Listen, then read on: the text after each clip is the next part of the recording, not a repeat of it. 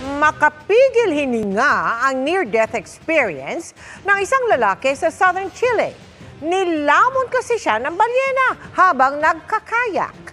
Alamin kung nakaligtas siya sa pagtutok ni Ivan Mayrina.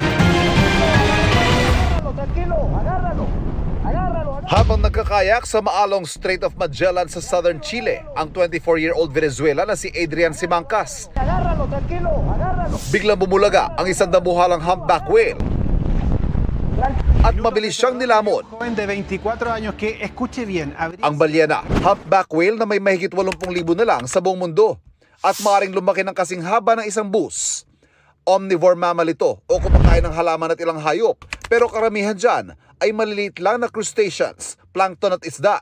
Minutos de terror vivió un joven. Tuluyan kayang kinain si Adrian. Habría sido tragado y posteriormente expulsado por una. Saglit lang nawala si Adrian sa bidyong kuha ng kanyang ama dahil iniluwarin siya ng balyena.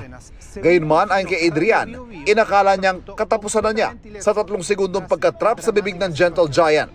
Sa huli, nakaligtas siya at hindi nasaktan man lang. Para sa GMA Integrated News, Ivan Mayrina, nakatutok 24 oras.